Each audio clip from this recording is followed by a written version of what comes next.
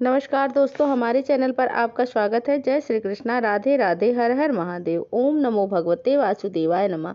जय श्रीमन नारायण। दोस्तों आज हम सुनेंगे ज्येष्ठ मास में सुनी जाने वाली नित नेम से कहानियाँ। आइए सुनते हैं। एक गांव में एक सेठ सेठानी रहते थे। सेठ बहुत पैसे वाला था। पूरे गांव में उसकी बहुत इज्जत थी, लेकिन सेठ सेठानी की औलाद को सुख नहीं मिला। शादी के 30 वर्ष बीत हो चुके थे। उनके धन का कोई उत्तराधिकारी नहीं था। सेठानी ने एक बार सोचा कि हमारे पास इतना धन दौलत है, लेकिन कोई उत्तराधिकारी नहीं है। हमारे मरने के बाद यह सारा धन बेकार हो जाएगा। यह धन हमारे किस काम का है। एक दिन सेठानी ने सेठ जी से कहा कि आप एक गाय ला दीजिए। मैं गाय की सेवा करूंगी ताकि हमारा अगला जन्म सुधर सके। पूरा समय घर में अकेली रहती हूँ, मेरा मन नहीं लगता। सेठ जी ने हामी भर दी, लेकिन कई दिन निकल गए। सेठ जी गाय लेकर नहीं आए। तो एक दिन सेठानी गांव के सुनार के पास गई और एक चांदी की गाय बनवा के ले आई। गाय के लिए सोने के जेवर भी बनवाए, पाँव में पायल, गले में कंठी, गले के हार बनवाए, गाय के लिए कपड़े भी सिलवाए। अब सेठानी गाय की पूजा करने लगी। रोज गाय की पूजा करती, कहानी कहती, हलवा पूरी खीर बनाती, भोग लगाती। फिर उस दिन भोजन को घर के बाहर आने वाले गायों को खिलाती। अब सेठानी का बहुत समय अच्छे से गुजरने लगा। गाय के पूजा पाठ करते करते 1 साल बीत चुके थे। एक दिन सेठानी ने सेठ जी से कहा कि मुझे गाय माता का उद्यापन करना है। आप किसी योग्य ब्राह्मण को खाना खाने के लिए बोलकर आइए। सेठ जी गांव के ही एक पंडित जी के पास गए और बोले, पंडित जी, कल आप मेरे घर खाना खाने पधारिएगा। मेरी पत्नी गाय का उद्यापन करेगी। पत्नी जी ने उस समय हामी भर दी। पंडित जी मन ही मन सोचने लगे कि गाय के उद्यापन में मुझे गाय भी मिलेगी, मैं उसकी देखभाल कैसे करूंगा। मेरे पास तो खुद रहने के लिए एक छोटी सी झोपड़ी है। मैं अपने बच्चे को ढंग से खाना भी नहीं खिला पाता, मैं गाय को क्या खिलाऊंगा। मन ही मन पंडित जी ने सोच लिया, मैं सेठ जी के यहाँ खाना खाने नहीं जाऊंगा। इधर सेठानी ने गाय के उद्यापन के लिए 2 तांबे के बड़े बड़े ड्रम खरीदे। एक में पानी भरा, एक में सूखा गेहूं दरिया भरा, एक बोरी गुड़ खरीदा ताकि वह गाय के नाम से पंडित जी को दान कर सके। फिर पंडित जी के लिए कई तरह के भोजन व्यंजन बनवाए। सुबह से ही दोपहर हो गई, लेकिन पंडित जी खाना खाने नहीं आए। तब सेठानी सेठ जी से पूछा कि आपने पंडित जी को खाने पर कहा था या नहीं कहा था। सुबह से दोपहर हो गई, पंडित जी खाना खाने के लिए क्यों नहीं आए। सेठ जी ने कहा, बहुत अच्छे से बोला था। सेठ जी ने अपने नौकर को पंडित जी के घर भेजा। नौकर पंडित जी के घर गया और बोला, पंडित जी, आप सेठ जी के यहाँ क्यों नहीं आए।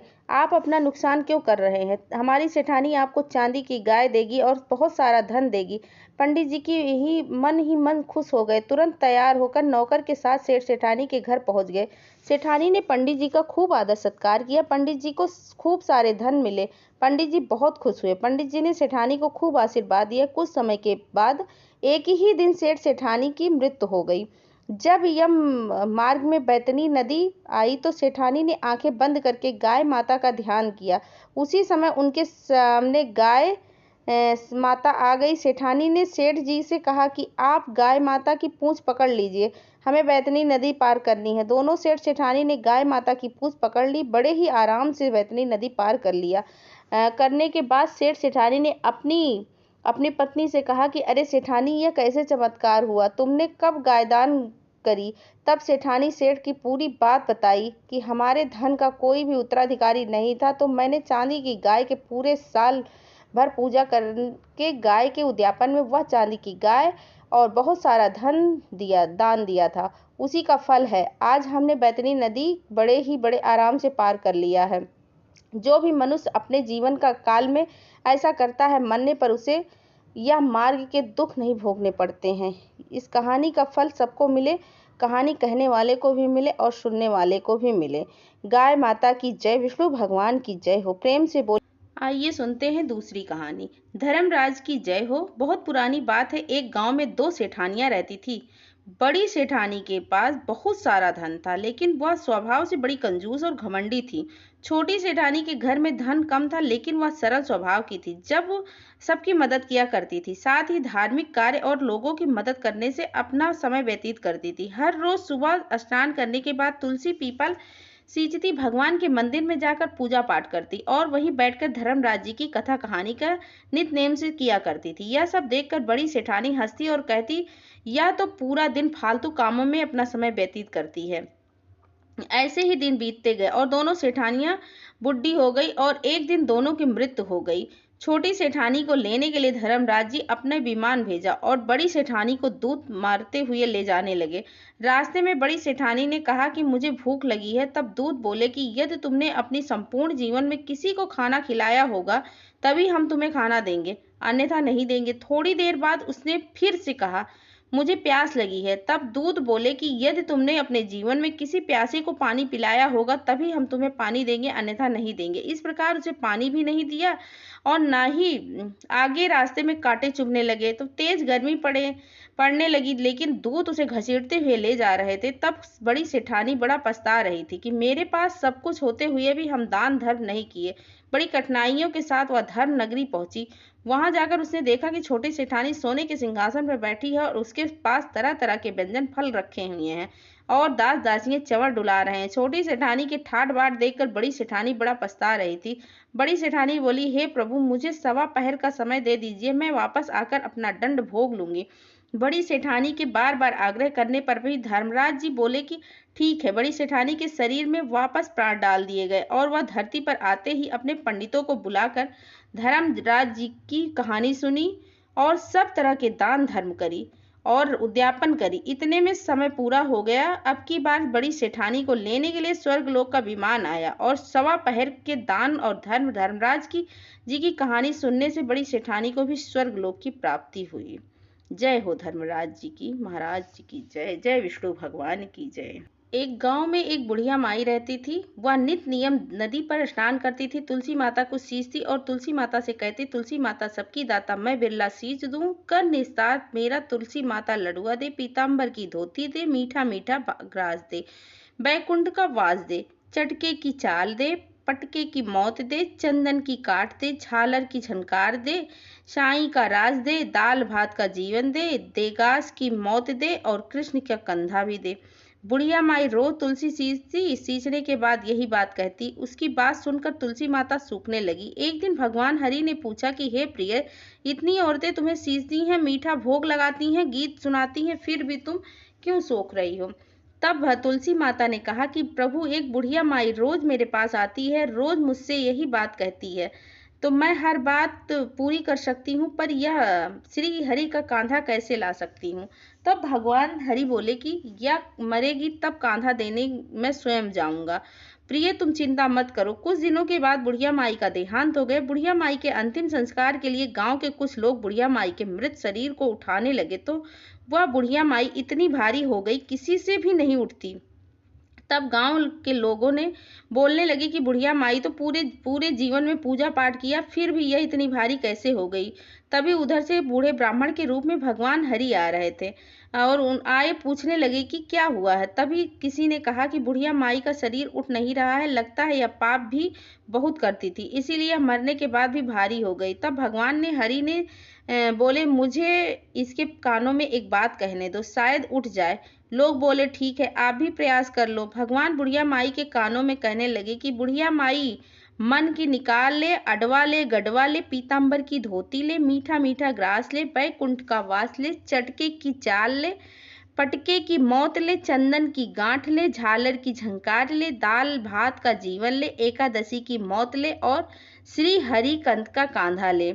इतना कहते ही बुढ़िया माई हल्की हो गई। भगवान अपने कंधे पर उसे ले गए। बुढ़िया माई को मुक्ति मिल गई और वह श्री हरि के साथ बैकुंठ धाम को चली गई। तुलसी माता की जय। जय हो विष्णु भगवान की जय। जय श्रीमन नारायण। दोस्तों, तुलसी माता की कथा पूरी हुई। जय हो विष्णु भगवान की जय हो। बहुत समय पहले की बात है। एक गांव में एक भाई बहन रहते थे। भाई बहुत गरीब था, उसकी बहन पैसे वाली थी। जब बहन के ननद का विवाह हुआ तब बहन ने अपने भाई को विवाह में आने का निमंत्रण नहीं दिया था, ना ही कोई चिट्ठी भेजी थी। भाई को बाहर वालों से पता चला कि उसकी बहन के ननद का विवाह है। भाई ने गांव वालों को बताया। तब गांव वालों ने अपने घर की चुनरी बिछिया और साड़ी जैसी जिसने बन पड़ा कन्या के लिए दिया। भाई सारा सामान लेकर बहन के पास पहुंचा। बहन के घर जाने पर बहन की देवरानी बोली, भाभी जी, आपके भाई आए हैं। बहन ने पूछा, कैसे आए हैं और क्या पहना है? देवरानी ने कहा, पैदल आए हैं, फटी पगड़ी फटी धोती पहनकर। बहन बोली, मेरे ससुर हवेली के सामने दुकान में बैठे हैं, मुझे शर्म आती है। भाई को बोलो पीछे के दरवाजे से आए। भाई के आते ही बहन ने भाई को एक कमरे में बंद कर बाहर से ताला लगा दिया। एक तरफ लड़की का विवाह हो रहा था, गाजे बाजे बज रहे थे, अतिथियों को भोजन कराया जा रहा था। दूसरी तरफ भाई को कोई पानी तक पूछने वाला नहीं था। भांजे की बहू को दया आई और वह अपने दरवाजा खोलते ही भाई वहां से भागा तो 2 दिनों से भूख प्यास के कारण उसे चक्कर आने के लगे। रास्ते में गणेश भगवान के मंदिर आया, मंदिर वहां जाकर गिर गया और रोते रोते गणेश भगवान को अपनी व्यथा सुनाई और बोला, आज मेरी गरीबी के कारण मेरी सगी बहन ने मुझे धुक्कार दिया है। घर जाने पर मेरी पत्नी जब पूछेगी कि विवाह से कैसे क्या मिठाई लेकर आए, मैं क्या जवाब दूं। गणेश जी को उस पर दया आ गई और वह बोले, मेरे बगीचे में ककड़ी तरबूज तोड़कर ले जाओ। भाई ककड़ी तोड़कर झोला भर लिया और अपने घर ले गया। जाते ही बच्चों ने पूछा, पिताजी बुआ के वहां से हम लोगों के लिए क्या लाए हो। झोला खोलते ही छोटे तरबूज सोने के गेंद में बदल गए और बाकी तरबूज काटे तो उसमें से हीरे मोती निकले। पत्नी बोली कि आप बहन के घर से इतना कुछ क्यों लेके आए हो? आपकी बहन ने हम लोगों को बहुत ज्यादा दे दिया है। भाई बहन ने कुछ भी जवाब नहीं दिया। गणेश जी भगवान की कृपा से उनके दिन बदल गए। भाई का काम धंधा जोरों से चलने लगा और भाई का दिन बदल गया, उनके मकान बन गए। पत्नी बोली, ननद जी को बुला कर लाओ। भाई नए कपड़े नए जूते पहनकर रथ में बैठकर बहन को लेने गया। देवरानी बोली, भाभी जी आपके भाई आए। बहन ने पूछा, कैसे आए और क्या पहना? देवरानी बोली, रथ में बैठकर खूब ठाट बाट से आए हैं। बहन बोली, मेरे भाई को बोलो कि हवेली के सामने से आए, मेरे ससुर देवर जेठ देखेंगे। भाई का बहन ने खूब स्वागत किया। भाई बोला, मैं तुम्हें लेने आया हूँ। बहन बोली, मुझे भी बहुत दिन हो गए हैं, चलो मैं चलती हूँ। भाई बहन को लेकर अपने घर आया। भाई और बहन उसकी पत्नी ने बहन को खूब आदर सत्कार किया, जो चीजें मांगी सब बनवा कर दिया। बहन बोली, मुझे जूती चाहिए। भाई ने मोची को बुलवाया और कहा, मेरी बहन के लिए ऐसी जूती बनाओ जो मुंह से बोले। भाई ने बहन को बहुत सारा धन देकर विदा किया। अभी तक वह जूती नहीं आई थी। बहन रवाना होने लगी तब मोची जूतियां लेकर आया। बहन की जूती पहनने की जूतियां बोली, निर्धन भाई की पैसे वाली बहन, गणेश जी का बगीचा नहीं होता तो आज क्या करती। बहन तब भाई की पत्नी ने पूछा, यह कहाँ से आवाज आ रही है? भाई ने कहा, सुबह का समय है, कोई जीव जंतु बोल रहा होगा। भाई ने घोड़े गाड़ी को जल्दी जाने के लिए कहा। बहन के जाते ही पत्नी जिद करके बैठ गई कि जूतियां क्यों बोल रही थी। पति ने अपनी पूरी बीती सुनाई, कैसे बहन ने मुझे 2 दिन तक भूखा रखा, कमरे में बंद करके रखा। भांजे की बहू ने दरवाजा खोला तब मैं बाहर आया और गणेश जी की शरण में जा पहुंचा। गणेश जी की कृपा से हमारे दिन बदले। आप उसने अपनी पत्नी को सारी बात बताई। तब पत्नी बोली, अगर मुझे पहले मालूम होता तो मैं आपकी बहन को कुछ न देती। मेरा दिया हुआ सब कुछ वापस ले आओ। तब पति बोला, सुहासिनी के आशीष से हमें गणेश भगवान ने सब कुछ दिया है। अगर वह मुझे भूखा प्यासा कमरे में बंद नहीं करती तो मैं गणेश भगवान के मंदिर में क्यों जाता? मैं गणेश भगवान को अपना दुखड़ा क्यों सुनाता? तुम अपना मन मैल मत करो। अपने पर गणेश भगवान की कृपा है और हमें किसी चीज की कमी नहीं है। फिर दोनों गणेश भगवान के आगे झुककर प्रणाम करते हैं और जयकारा लगाते हैं। जय गणेश भगवान की, जय विष्णु भगवान की। ओम नमो भगवते वासुदेवाय नमः। जय श्रीमन नारायण। धन्यवाद।